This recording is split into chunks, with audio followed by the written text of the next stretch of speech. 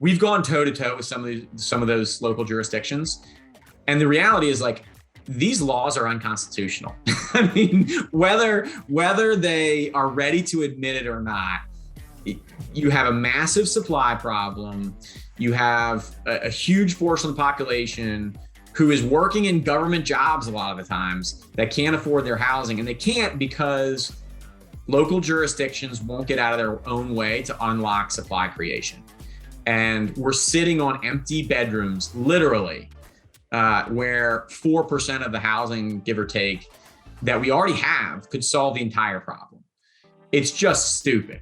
and the more pain that we can put on some of those local municipalities that just have their heads in the sand, the more they'll start to realize, oh, wait a second, this is a really cost-effective way to solve this problem. And it can be done in such a way that still manages to not tick off all the neighbors.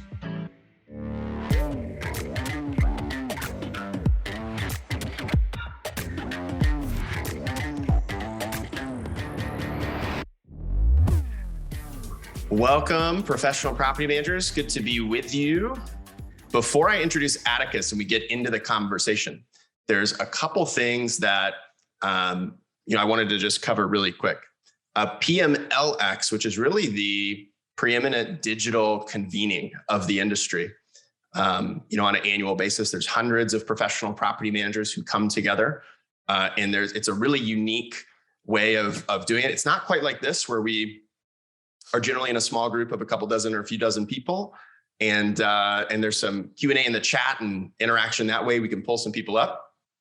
When you've got 400, 500 people registering for an event, it gets a little fun. Like we had 3 or 4 different Zooms that were stitched together. Anyway, kind of like some cutting edge technology for a digital event production to pull it together. And anyway, create a really cool environment where there's powerful connection, powerful collaboration, and powerful conversation happening in the industry. Last year, we had Chris Voss, FBI hostage negotiator, featured as a keynote. We're excited to make some announcements over the week ahead, so you'll be hearing more about this. You can mark your calendar for August 23rd, 24th. That is the official dates for TWLX. That's Triple N Leadership Exchange. Same conference, idea, different initials. We have a lot of things that people are loved. It's going to be the same. We're going to be raising money that 100% of the proceeds from that event go to charity, as they have in the past. And this year, the charity that's been nominated is Make-A-Wish Foundation. And so if you're not familiar with Make-A-Wish, you'll learn more about that great organization. We're excited to support. Hopefully we can continue to raise $10,000, $20,000 or more like we have in previous years. So with that said, and your calendar marked, we're ready to insufficiently introduce our guest so we can bring Atticus to the Zoom stage, Laura. And Atticus, thanks for being with us. Atticus lives in Decatur, right outside of Atlanta, suburb of Atlanta, Georgia, and is CEO and founder of PadSplit.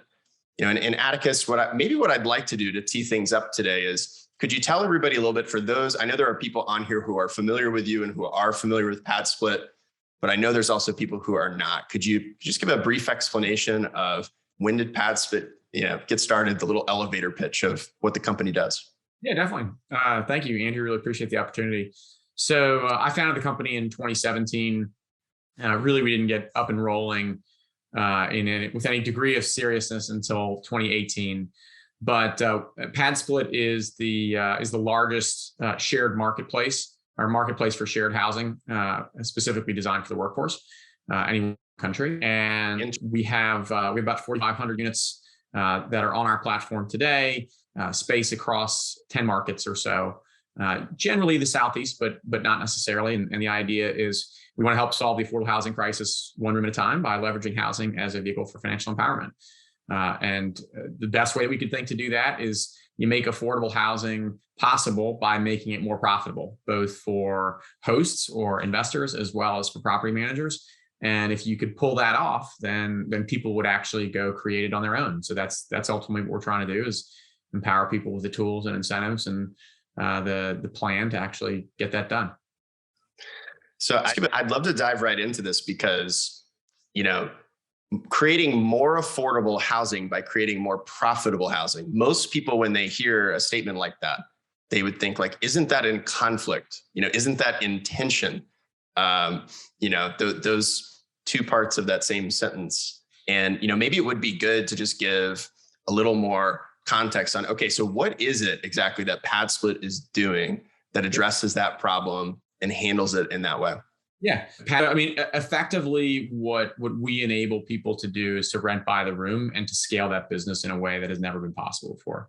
The reason I keep this background behind me, your property managers in the call, you probably heard the term rooming house or boarding house at some point. This house here is a traditional rooming house. This picture was taken maybe 4 years ago, but it doesn't matter because that house is still in that condition. And those have existed by the thousands in just about every major market in the US for a long, long time. And this is the first PadSplit prototype over my right shoulder. And ultimately, what we do is as a marketplace is enable renting by the room. And in a single family setting, as you guys have probably noticed, home sizes have increased pretty dramatically over the last 50, 60 years, about 3x almost. And there's a lot of space that's wasted. So how much rent do you get for your formal dining room? And the answer almost inevitably is $0.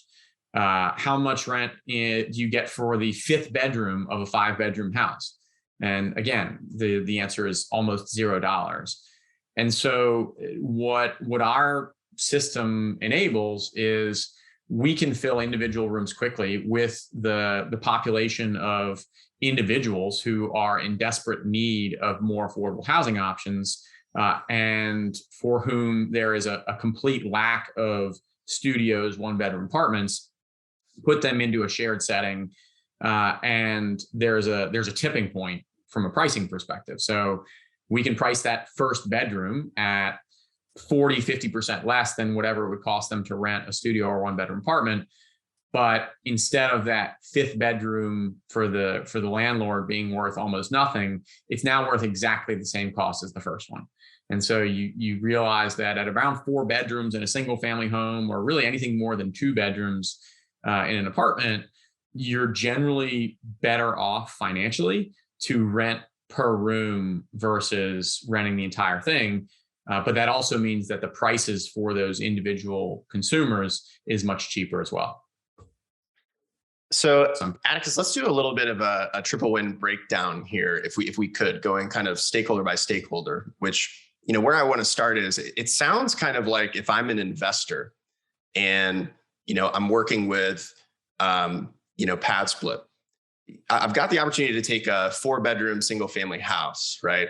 And rent it, but it's going to generate revenue, not like a 4-bedroom house. It's going to generate revenue closer to a duplex, or maybe more. I'm trying to think of, ultimately a much higher revenue amount, assuming you've got everything occupied, not 4x, I'm sure, what you would get. But what kind of results are investors seeing? What's attracting people, ultimately to do things this way? Yeah, I mean, historically, it's 2x net return. So if you're evaluating a single family rental portfolio and buying at a 4% cap rate or so in this market, it's reasonable to expect that assuming 100% of those units can be converted to PadSplit, that you would now be operating at an 8% cap rate. And that's historically been the case. We have some investors who do a lot better than that, who are just outstanding managers and are really in the weeds. But yeah, the idea is to be able to take an asset that historically has been stable, but really juice that return and also serve a really significant public need. And so, I'm curious what you're seeing. I mean, I'm thinking about in single family rentals, like vacancy can be such a huge cost, right? And the turn can be such a huge cost. But in these type of scenarios, if there's 4 people in a 4-bedroom house, okay, one might be moving out and it may take a while to fill that room back up, but you've still got, the rest of the home filled. So, are you seeing, hey, there's a lot of people moving out all at once or at similar times, or that's kind of over time periodic and it reduces the vacancy risk? Great question. Often ignored. Quick background on me that I haven't really given. I started buying houses in 2008, before the crash was even necessarily evident, and owned and managed 550 properties, all generally in the lower income segment. As I compared P&Ls across my portfolio, and I started experimenting with shared housing in 2009, what I saw was the same types of results on net income generation, which was due in large part because of the pricing mechanisms and just that cash flow potential real-time improvement that I mentioned earlier. The other big one was, holy cow, we get absolutely killed on turn costs, vacancy and turn costs when we have to turn a single family home. And what I noticed with the shared housing model was we didn't have those same costs. Our ongoing maintenance expenses were higher, but largely because we were addressing deferred maintenance over time as opposed to at a turn. And when you moved strangers in together, what you saw was, instead of a family moves out of the house, I go in, determine whether we're going to return what portion of security deposit. I pull the poster off the wall and I see, two brothers were clearly wrestling here. Somebody threw their kid brother through the wall, and voila, now I have to take care of it. Or broken windows, ruined appliances, stolen appliances, what have you. Well, I didn't have any of those things anymore. And I didn't need to go back and re-renovate that house. When someone moved out, I had 1 out of 6 vacancies. So the house was never completely vacant. The utilities stayed on, the house stayed maintained. I was still generating positive cash flow from that home. And now I had 1 room to turn. I didn't have to go re-renovate the kitchen. I didn't have to go re-renovate the bathrooms. I didn't have to do new flooring. And I had to effectively turn an individual bedroom that was furnished that cost me on average about $100. And so the house was more occupied more often, and I never had those one-off, even if my tenure was really good, I'd call it 4 years on average. When I had to go back and re-renovate that house after that tenant had moved out, those costs were always really significant. And by the time you bake those into a P&L, it was a massive difference. Yeah, it makes me curious. Like, you guys have been doing this long enough and a scale, for long enough now, Atticus, that I'm guessing you've proven out some of these questions. Like, what does maintenance expense, look like, or, damages or things like that, what's coming out of potential deposits and things like that? What are you observing? Was there anything that surprised you or was unexpected as a part of that? Yeah. So, and this will be really controversial for this crowd, but when I started, and we still don't really take deposits because I already knew going in, I've been running this business for 7 years. And I knew 2 things. One, when I had to go turn that single family home, like this house, the first prototype, I had a $45,000 renovation bill when the last family moved out, before I finally said, you know what, I'm converting this one to shared living. So did their $1,200 deposit help? It certainly didn't prevent them from causing $45,000 worth of damage to the house. And most of that was on the way out. So they had stopped caring long ago. The biggest question for me was, how do you improve access for people who are hardworking individuals that simply have less than $300 in savings? And I knew from my time on the ground that those people existed by the many, many millions. And it's about a third of the entire rental population in the United States. If you talk about 1 and 2 person households that earn less than 35 grand a year, which also means they don't qualify for anything in the open market. So it's time to be able to iterate on those things and really create some validated learnings. But the wear and tear is shockingly less. No one will believe that until they try it. But in 98 cases out of 100, the wear and tear is less. Again, your ongoing maintenance expenses will be marginally higher. So much of that, though, is because when you have 6, 7, sometimes 8 strangers living in a home, the likelihood that I hear about that plumbing leak that I always wanted to hear about goes up exponentially. The likelihood that I hear about Richard leaving his dirty dishes in the sink goes up exponentially, which then prevents potential insect or rodent issues down the line. And so your ability to intervene in what could be very costly problems later down the line is significantly greater than it was before, and more than offsets the increase in that maintenance. Now, I will say, like, I send a cleaner on a monthly basis to clean all the common areas in my homes. Clearly not an expense that I would put out if I had an apartment complex, right? Or any of the other single family homes that I still own and manage. But it gives me an opportunity, again, to see, oh, I need to go knock on this person's door, send out a message, et cetera, when you see something that should be attended to. And you see those things earlier. Yeah. And, it's interesting. I think if we get to the management part, it'd be interesting to hear about, hey, there's some benefits to this and also some challenges, I'm sure, like you were talking about, of, hey, noise complaints and just general interpersonal conflict. I got to imagine that's probably more in this scenario than a standalone single family home. But hey, there's a lot we've talked about that makes that trouble worth it. But, thinking about the resident first and talking about this, is there a certain type of property, meaning like if it's a 3-bed, 1-bath, is that a good fit for PadSplit in the kind of scenario that's going to be attractive and get those kind of results? Or is it, hey, we really want a 4-bed and at least 2-bath? Or I guess, what are you seeing as far as that, or geo, or what's really informing what's going to make it a good fit? Great question. I mean, I think all of these questions are relative within a given market. And I'm a firm believer that you all are the local experts on your local markets. So you can discern much better than I ever could. And that's why I wanted to start a marketplace business and not a massive Invitation Homes institutional owner of shared housing. With that in mind, what we see as the highest performing properties are ones where there is significant inefficiency. A la, there's a living room and a den, there's a basement that is a daylight basement that could be finished, whether it's a split level home or what have you. You have, again, like formal dining room that you can convert very easily. Those types of scenarios where when the market looks at that asset, they see a relatively low SFR return or something that's not particularly attractive, whereas we see, okay, I can get a significant bump from renting additional bedrooms with that wasted space.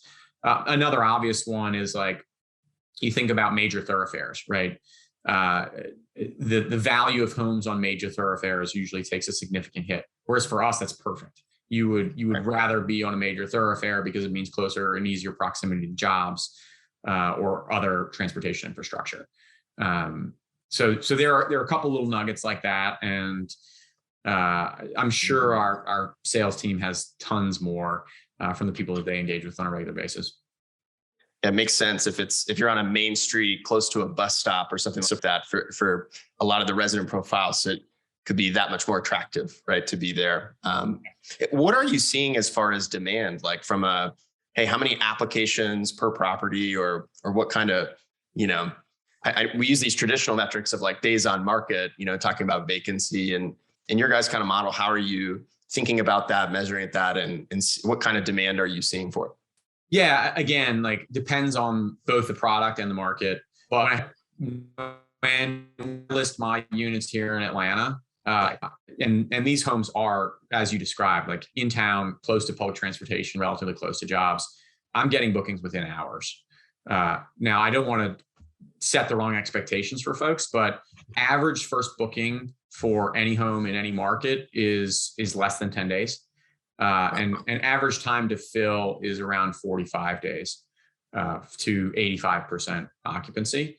But it all depends on the quality of the product, right? I mean, if you have a nicer room, nicer home, and it's clear that the property manager or the investor really cares about their property, shockingly, those homes fill a lot faster than the ones where I pigeonholed this 7-foot by 12-foot bedroom and put a single bed in it, like shocker, those don't book particularly well. And even people who are not high income still are attracted to curb appeal and the basics that I think we would all expect our extended family to be attracted to if they were gonna book a room somewhere.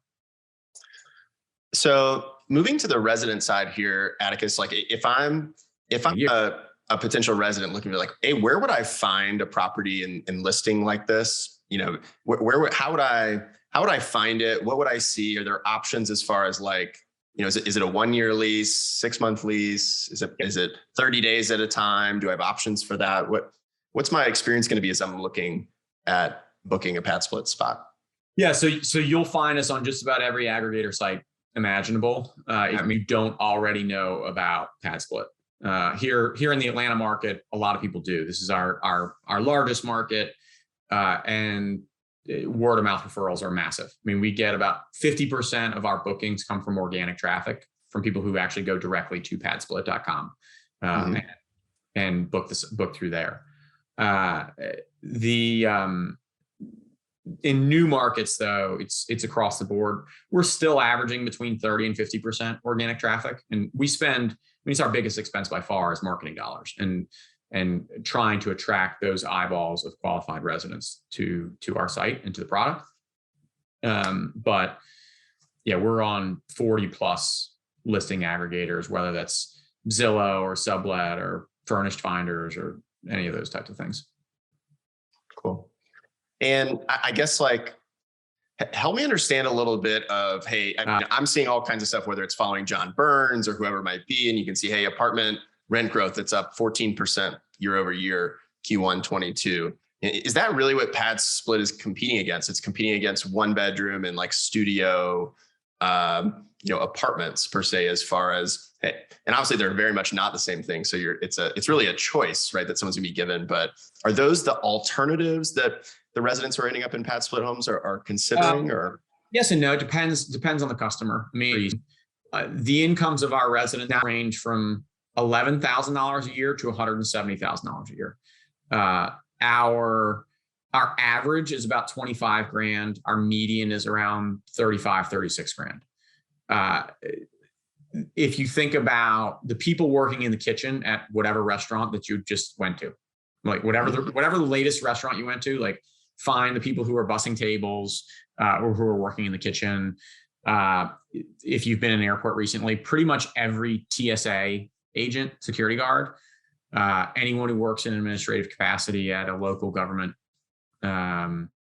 in-home health aides, and then all the way to like graduate students, medical professionals. There are so many different employee groups that fit this population of folks who just don't have access to. I mean, in Atlanta right now, the average 1-bedroom apartment's $1,700 or $700 a month. That's $62,000 a year. That's required to qualify for that unit. How many people in Atlanta earn less than $62,000? That's an enormous population. It's more than 50% of folks here in town. So what are their alternatives? It's not really that, because they can't get past the front door, and then they'd have to come up with a deposit as well of at least $1,700. So what we're competing with generally is extended stay motels. Extended stay motels, the residents' ability to figure something out, whether they're sleeping on mom's sofa, friend's sofa, auntie's sofa, or in some cases it's homelessness. Seriously, like, I mean, they're living out of their cars, even though they have full-time employment. And that was something that I first discovered in 2008, 2009. That was just mind-blowing to me, that people could be working full-time jobs in reasonably good jobs and still be locked out of the housing market. I mean, one of my favorite stories is this woman who was a security guard for Emory Hospital with world-renowned surgeons walking by her every day, and she'd been homeless for 4 months. And she's working a full-time job as a security guard every day. And like, we hear stuff like that all the time. Wow. And I guess once I'm in, what are you seeing as far as, and I'm sure it's the same caveat as earlier, right? Depends on the product, depends on et cetera. But what are you seeing as a range or a typical outcome for how long people will stay, in that specific property? Yeah. So it's what we refer to as a very bimodal distribution. So our average is 9 months, but we have people who stay forever. And then you have another group of people who are generally short-termers that'll stay for like 3 months. In the first home that I ever experimented with in 2009, I still have one of the same residents living there the whole time. She works at McDonald's. The second one I opened in 2011, I have 3 residents who have been there ever since. This home, this house opened in 2017. I have 2 people who've been there since 2017. Then you have people who are usually experiencing some sort of trauma, whether they lost a job, had some sort of medical event, went through a divorce or breakup, and they need housing now, but they need it for some period of time, which is until they can get back on their feet, and they could otherwise qualify for that apartment on their own. And then in that similar category or somewhere in between those two, you have graduate students, technical college, community college. They're working, but they're in school, or they're just kind of budget dieting, as I like to say, for some main life expense, whether that's buying a car, in some cases even buying a house. We have about a dozen people who have moved with us to repair their credit and have ended up buying houses, but they're saving for something, or starting a new business, etc. Interesting. And so if I look at a manager role, and hey, I see the benefits of, there's higher yield here. There's, more exciting potential results for an investor that I can bring to them. And for residents, hey, I can tap into different demand and some interesting benefits as far as that goes. What's the opportunity for me if I'm a property manager, trying to get a better experience and better results, for that. And I'm Sure. looking at this. How should I look at that opportunity, the challenges, and weigh it all out? Yeah, I think a lot of it depends on what type of manager you are. So in a percentage-based pricing model, it's pretty obvious. You look at a 6-bedroom home that otherwise would have rented for $2,000. Well, at $700 per month per room, that's $4,200. 10% is a much bigger number.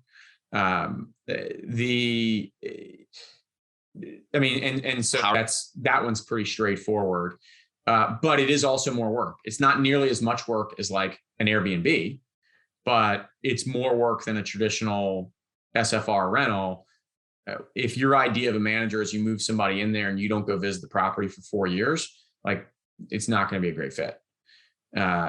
Because again, one thing that has been stressed to me, both in my career as an SFR and multifamily manager, and what I have loved about this particular model, is early intervention and the ability to address issues before they become significant problems. I think if those two things are interesting to a property manager, then it could be a great fit. The other thing I will say is, you will, back to the maintenance questions, you will have more frequent, smaller issues to deal with. And because utilities are included, one of our biggest ticket items is internet went out. And so those types of things are different than what you might ordinarily come across. So if you're an entrepreneurial property manager trying to build your business, I think it can be an amazing opportunity. If you're tried and true and you want to stick to your knitting, then maybe not the best fit. Yeah, it sounds like it's in this interesting space between kind of what long-term maintenance has been, or management has been, and it's not quite hospitality management. Hey, you don't have a cleaner going to the property every 3 or 4 days, maybe once a month, right? But there's definitely more attention on the property on an ongoing basis. But somebody who's saying, hey, I'm actually interested in, having a little higher touch, with this property, putting more effort in on a per property basis, because there's, more of a reward, right? Ultimately compensating for all that. And I'm eager to pursue that kind of opportunity. That could be a good fit for them. Exactly. Are there any other just critical competencies that you would see as hey, this is a real, there's gotta be the desire to want to do it. Are there any competencies that you see make somebody okay, if you're really good at this, it could be a great fit. If not, maybe not. Not really, to be honest with you, Andrew. I mean, we talk about our guiding principles for ourselves, but they actually came out of the conversation I had with the property management group, which is care, show it, prove it. That's it. You show up on time and you do the things that everybody expects that you should be doing anyway. You can make it work. And if you care about the product and the property and the resident experience and your landlord, it's going to work. And if you don't, then it's not. So again, seems really obvious, but bears repeating over and over. And I'm surprised at how many times we have to kind of come back to those same themes. But yeah, it's still very, very true. And our best hosts by far are the ones who approach it as, like you said, I mean, that mix between kind of hospitality and creating a home that people will be proud to come call home. And shockingly, those individuals have really long tenures at their properties versus the ones who don't care at all or don't care nearly enough, and the results are not as good. Yeah, interesting. I do want to open it up for questions. I think we're queuing a couple people up now. I'm starting to pull up the chat. Before we do, Atticus, I've one question that something that caught my attention is PadSplit, if I'm not mistaken, is a registered B Corp. Am I remembering that right? Yeah. So I have to be careful around the terminology here. There is a B Corp, which is a private certification, which we are not privately certified. We are chartered as a Delaware Public Benefits Corp. Some people use those terms interchangeably, but they're actually different. And so what that means is, as part of our charter, we have a mandate not just to provide our shareholders with the best possible return, but also to meet a public good, which for us is providing housing for folks that are earning less than 80% of the area median income. Yeah, thanks for clarifying that. That's cool. Why don't we do this? I think we've got Matt Tandy or may have some questions. All right. Hey, Atticus, appreciate you hopping on here. I think I've met you once before. I don't know if you know Aaron Norris. I think you've talked with him before. Yeah. All right. So really a couple questions here. The first one, the big one is and maybe I missed this in the first couple minutes, but what furnishings are you providing as a company? Is the client providing? Is the resident providing? Meaning, I assume that it's not just an empty house from day one. How does that work? Yeah. So PadSplit exists as the marketplace layer. So we don't do any of the stuff in the house on site.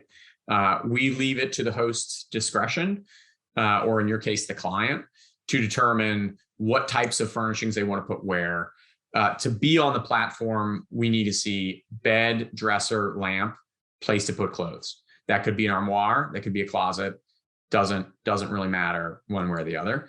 And then we can make suggestions for, hey, rooms with higher quality furniture book this much faster, and those types of things, and really evaluating the data for you all. But the clients ultimately make those decisions around those furnishings. So even the individual bedrooms are already pre-furnished. So if, let's say I wanted to move into one of the rooms, I don't bring in my queen bed. I take what's there. That's correct. Yeah. Today, all rooms are furnished. That may change over time. And part of, I think, the continued evolution that we've been through already and will continue to move forward on is giving hosts the ability to customize toward their own business model. So for us, the minimum stay is only 1 month. But for some hosts, they want to say, oh, well, I want a minimum stay of 6 months. Some hosts want to say, okay, well, I don't really want to furnish, and I think there's a market for unfurnished rentals here. And so over time, I think you'll continue to see an evolution of what's allowable on the platform. But for today, it is all furnished. Okay. So it's a lot more like student housing at a university in that sense. Very, very similar. So one other question here, and in addition to the rent, are you charging the residents additional fees, whether mandatory or optional packages? So, hey, the cleaner is included with the rent, or there's an extra $15 a month each guest pays towards that cleaner, filters, I don't know, filter delivery, something like that. So hosts set their own pricing. We make recommendations. And today we're still using the pricing model that I came up with, that I pulled out of thin air 5 years ago, where I said, okay, well, Airbnb effectively charges 13.8% between the hosts and guests. So we want to do more for less. So we're going to charge 12. And then there are transaction fees if people use credit cards. But that's been it. And again, I would expect to see some potential changes there over the next year or so, and to be able to provide additional customization. But that's how it's set up today, where we're spending a lot of money getting those units filled, but it's not like we charge an acquisition fee or 1 month's rent to move somebody in or anything like that. We only get paid if that resident pays, and we take 12%. Okay. Oh, so you don't have a leasing or replacement fee either per room or anything. It's just Nope. the 12%. That's correct. Yeah, we urge when a member comes on, or when a prospective resident comes on to apply for membership, they pay $19 for an application fee, and that comes directly to us. We use that to verify their identity, verify their income, and do a criminal background check, as well as we're pulling credit. We don't actually use credit in the evaluation of that individual, simply because we had the data to show we didn't think this was correlated, and we have a lot of use cases at this point to demonstrate that. But that's really it. Matt, great questions. If you have any others that this inspires, feel free to jump back in. But I have a quick one before we bring Steve up, who's got a question. I almost can't let the last part go, because this is something that's caught my interest recently, about just a more evidence-based approach to screening, and how, like how credit scores are looked at and evaluated. It's that, can I pull the thread on the sweater there a little bit of what you mentioned of, hey, here's what we're seeing or not seeing there? Yeah, definitely. I'll take it even a step farther, and maybe be a little more controversial. One of the things that I think that we have truly innovated on that people don't really talk about is the value of weekly or biweekly all-inclusive payments. And screening is a part of why we are as effective at collections as we are. And we are very effective, even though we have an incoming credit score on average of 461, which is like, how can that person ever pay? Our effective collections rate is 97.5%. And if that seems contradictory to you all, I would expect that it would be. But I'll ask you all the same, to kind of pull on that thread more, a simple question, which is, what day of the week is August 1st? And I would venture that at least nobody has that off the top of their head. And so when we tell a resident who we already acknowledge is living paycheck to paycheck, that you're going to have to budget around the first of the month, and then your water bill is going to be due on the 13th, your cable bill is going to be due on the 17th, your gas bill is going to be due on the 24th. And yeah, you're probably going to have to do your payday loan for your furniture as well. And like, we're surprised when people can't make those payments. And so I had this experience as a multifamily property manager where I ended up seeing people under eviction because they paid their cable bill on the 13th. And I thought to myself, why on earth would anyone ever do that? That's just poor financial behavior. They need better financial education, and their priorities are mixed up. Well, the truth was, as I dug into it, that they paid that guy on the 13th because he was calling them on the 13th. And they felt an obligation to pay the guy. And if I had been there on the 13th, they probably would have felt an obligation to pay me. So if I bundle all of those expenses into one lifestyle cost, and then I say, you know what? I don't have any idea if I sit here today, what day of the week August 1st falls on, but I know that today is Wednesday. And if my bill is due Wednesday, and I know that it includes my entire cost of living, or virtually my entire cost of living, where all I have to worry about is spending food and transportation, I'm much more likely to make that payment. And we've seen that prove out. And I don't have the exact percentages on how many more times that is likely to result in on-time payments than evaluating somebody's credit score, but it's massive. It's a massive difference. And so for us, we looked at, okay, well, if we know how credit scores are actually calculated, and we know that this is how the payment system is already set up, how can we reasonably expect that anybody would have a good credit score? Whereas we need to just reinvent the wheel and create a much more simplistic system that's easier for people to pay.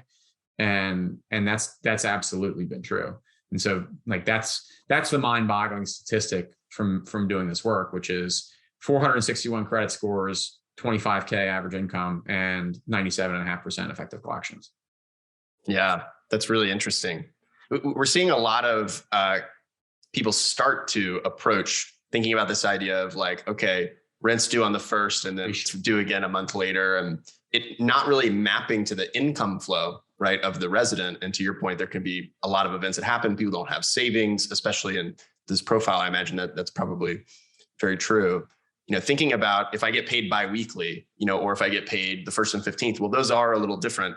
And being able to map the expense flow to the income flow in such a way where, hey, less NSF fees, hopefully less late fees and higher collections. So it's interesting to hear that you guys have said and done that. So taking some of the things out of the screening process that you found, hey, they aren't that necessary, they don't correlate that well. Is there anything you've added into the screening or that was overlooked before?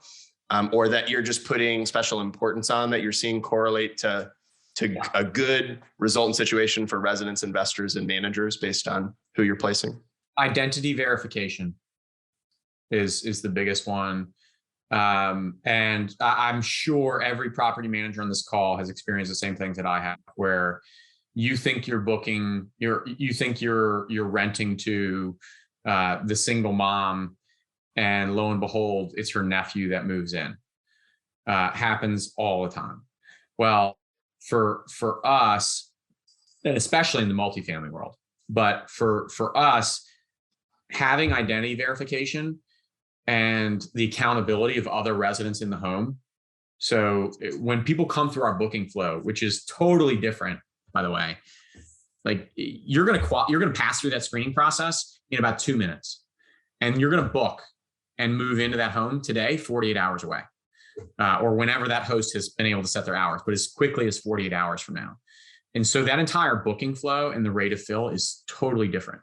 And then you're given a Wi-Fi enabled lock code that is specific to you.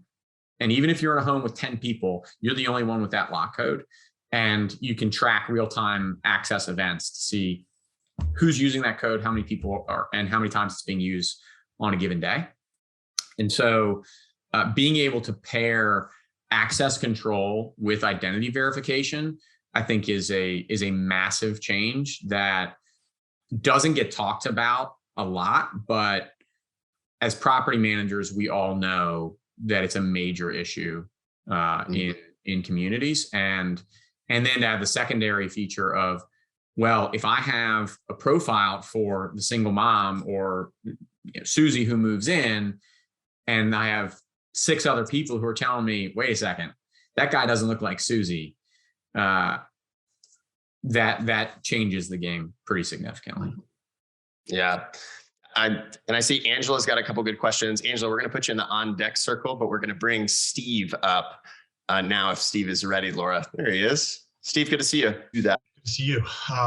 Thanks. This is super interesting. I'm in the New York area, Buffalo area. Have you found that there's different rules, laws in different municipalities and states that make this not able to happen? Great question. So the reason why these houses exist all over the place is because of those laws. So the first thing that I did, I applied to a housing ideas competition in late 2016, sponsored by JP Chase Foundation, and got a grant from Enterprise Community Partners and JP Chase for 10 grand. And I said, all right, I need to go hire an attorney and figure out how we can actually do this and attract legitimate investment. We've been reasonably successful. We've raised $38 million. So far, so good. The way that we do that is ultimately through the definition of a person, which is defined on a statewide level in 47 out of 50 states. And so the rules that you're usually worried about are how many unrelated persons can occupy a residence in a single family community or even a multifamily community in some cases. And so that's one that we address through the definition of person and the Citizens United ruling. And yeah, a corporation is ultimately defined as a person. So you create an individual corporation for each home as the tenant, and those residents become members of that entity. So that's the first thing, to be able to check that box. The second question is usually around rooming house, boarding house, where it is not legal to rent rooms to the open public in certain jurisdictions. Well, we're not actually open to the public. You have to become a member first, like before you have access to any of these units. So that's kind of how we do it today. But the reality is, like, again, I mean, you brought up New York. I mean, in the city, in New York City, there are probably 80,000 units just in Queens of illegally subdivided basements for brownstones, and they're ultimately ignored. And so the real answer to your question is your neighbors, right? You care, show proof with your neighbors, so that whatever fears they have around a property looking like that are completely unmitigated, and you address whatever substantive concerns they have as quickly as possible. And if you do that, you don't have a problem.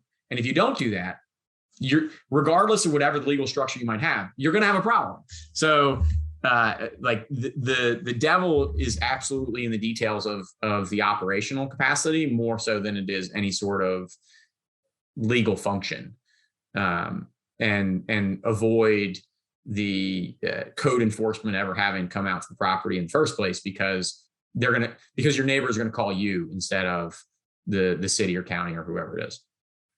Steve, thanks for bringing that question.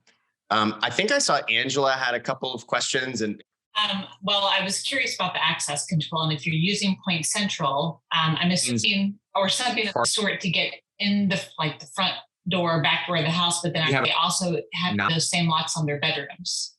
Yeah. So most of our hosts we're not using Point Central. I'm not as familiar with that system, but we use kind of a remote lock enablement that we're integrated with. So Yale, Schlage, remote lock. Their Quickset, I think, has some as well that are all on that operating system. And then there are a number of hosts who use their own. So they're not necessarily on our system, and they just, in the same way that you would create codes for an Airbnb property, they create their own codes and put them in the system for us. For the individual locks on bedrooms, usually no. We have some hosts who have toyed with the idea of making those smart lock enabled as well. Generally, it's manual locks, though, manual punch code locks. And as they turn the room, then they'll change that lock code individually. But because they know they're going to have to send somebody out to investigate and turn the room anyway. But yeah, I mean, we would certainly accept that, and it hasn't necessarily been cost effective, I think, for most of our hosts at this point. Interesting. I loved what you said about the way to get around the municipalities, because I'm battling that where I live, where my business is, which my business is primarily student rentals, but the city is very against having more than 3 unrelated people living in a property. They were giving us 4-person exceptions, and they don't care if it's students or whoever. They just don't. But it's really geared toward the students. And I am going to get in so much trouble if I take your suggestion and go talk to my attorney. The city's going to hate me, but that's brilliant. I'm very impressed. I don't deserve the credit. All I did was spend money on the attorney. But yeah, I mean, I think, again, the main thing I can't iterate enough is just focus on the operations and make sure that they don't have a legitimate reason to complain. And then you go to the policymakers and say, excuse me, sir, do you believe that people serving in our communities deserve an opportunity to live there? And very rarely do I ever hear no to the answer to that question. And as such, we've actually started a nonprofit, a 501c4 lobbying organization, and would be happy to take anybody's information or continue to look into it. The National Association for Shared Housing, and we've gone toe to toe with some of those local jurisdictions, and the reality is like these laws are unconstitutional. I mean, whether they are ready to admit it or not, you have a massive supply problem. You have a huge portion of the population who is working in government jobs a lot of the times that can't afford their housing, and they can't because local jurisdictions won't get out of their own way to unlock supply creation. And we're sitting on empty bedrooms, literally, where 4% of the housing, give or take, that we already have could solve the entire problem. It's just stupid. and the more pain that we can put on some of those local municipalities that just have their heads in the sand, more they'll start to realize, oh, wait a second, this is a really cost-effective way to solve this problem. And it can be done in such a way that still manages to not tick off all the neighbors. Atticus, a couple of things you're saying that I'm curious about. One is access control for vendors and maintenance folks, et cetera. Very sometimes coordinating with somebody who may not be home, right? And the house is empty and locked. It's like there the access control challenges there. Do you see any, unique benefits or unique challenges to having a co-living shared housing? I mean, sometimes like I have Xfinity Comcast going out to a property that I own today because some trees fell down and knocked down the cable wires. So in those situations, I have 6 people in the home. I'm betting that somebody's going to be home, and I know they're all really motivated to get their internet back working. So, so in those cases, I mean, I think there is a marginal benefit there.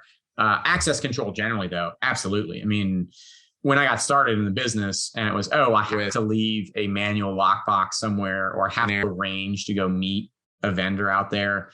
And that's just, thank God, but completely a thing of the past. But I'm sure that's true, not just for us, but for anybody in the space now. And the other thing that I was thinking about as you were just talking about this is it reminded me of, other businesses that have taken this like opportunity of distressed inventory, or like unused inventory. When you think about the Airbnbs of the world, right? Or, ultimately cars that aren't getting use and Uber networks, et cetera, things like this, of bringing that to people and in some cases able to drive affordability or certainly more choices, right? And more options. And that's driven a lot of success for them. Really cool to see how you've brought that in a interesting way to, the innovation you guys are bringing here. I definitely think there's some people interested in how you're getting credit for $19 or screening done for $19. But I just want to end with Atticus, a big thank you for spending your time with today. I think a lot of people find this really fascinating, what you guys are doing. And it's been fun to track and watch your guys' company. I remember maybe a few years ago, maybe a couple years. My sense of time has been a little funny these last couple of years, and I think it was like 500 or 600 units or something like that. And to hear you guys are at 4,500, it's a real testament to what you guys are doing. So just want to say thank you and give you the last word, Atticus, if there's anything else you wanted to share before hopping off. Yeah, no, I mean, I really appreciate the opportunity to engage with some professionals in the space. And listen, I think you all know your individual businesses better than anyone. And I truly have faith in local operators being able to solve the problems. And the question is, can we help provide tools and an incentive structure that can ultimately do this? Because I know it's we're not all evil landlords, and in fact, very, very, very few of us are. But we need to be able to run a business successfully, and I think we can do some good in the world. Awesome.